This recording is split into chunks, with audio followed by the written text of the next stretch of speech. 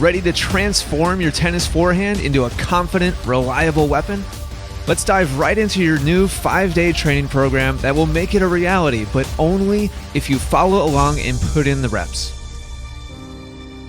Day 4 is completely focused on bringing your forehand accuracy and consistency to the next level so that you can reliably execute all of the most important directional patterns on command.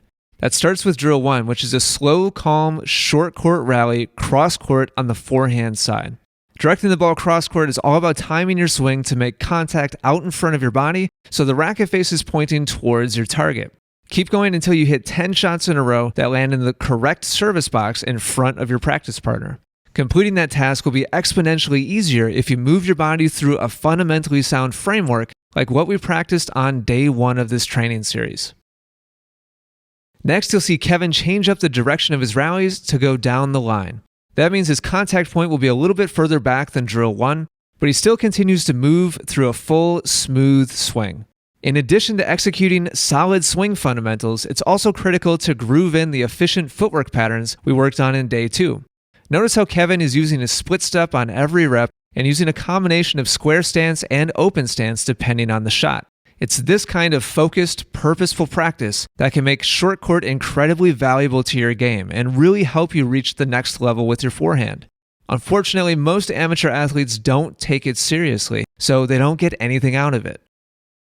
Drill number 3 is the last short court rally drill, and it features a change of direction. Kevin is now moving through a sequence of 3 shots over and over.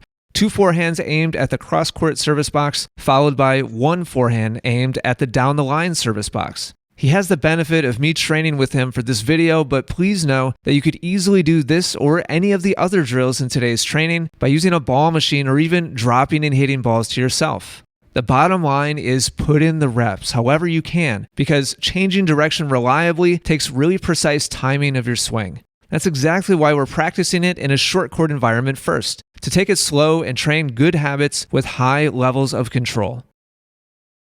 Speaking of training, if you want to make the most out of your next practice session, make sure to download a copy of our free forehand worksheet so you can have a step-by-step guide to these drills on your phone or tablet. Simply click the link in the description or go to 5dayforehand.com. The next part of your accuracy and directional training will have you back on the baseline, rallying cross-court using just your forehand.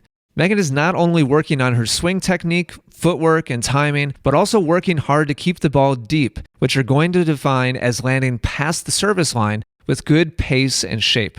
Her goal is to hit 7 shots in a row that land cross-court and past the service line. As you do this, I strongly recommend picking out a specific target to aim for, meaning an actual point on the court. Anything closer than 4 feet from the sideline or baseline isn't enough margin for most players to be highly consistent.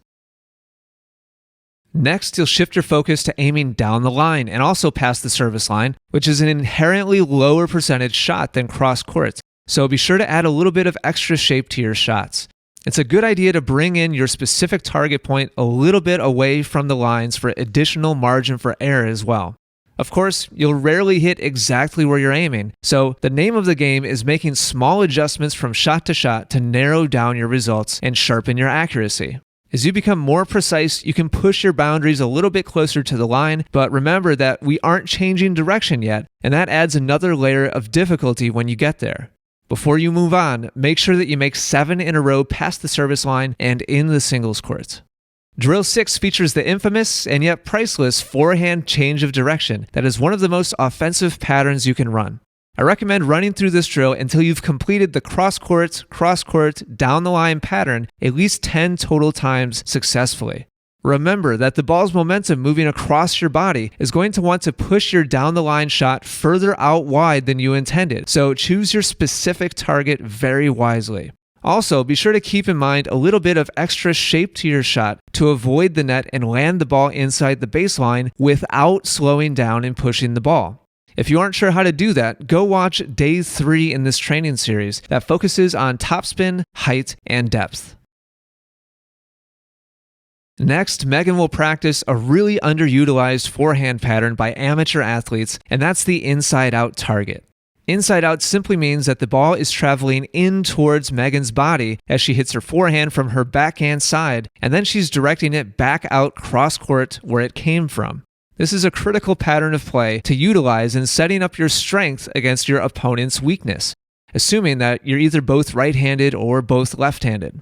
I recommend by starting with all forehands and all inside out, simply to get comfortable with the different position on the court and the different contact points. Megan would go until she hits at least 7 shots in a row that are both cross court and past the service line. Go ahead and click the videos to move forward or back in this 5-day training series. If the next day isn't available yet, be sure to subscribe and click the bell so you can catch it as soon as it goes live. Thanks for watching.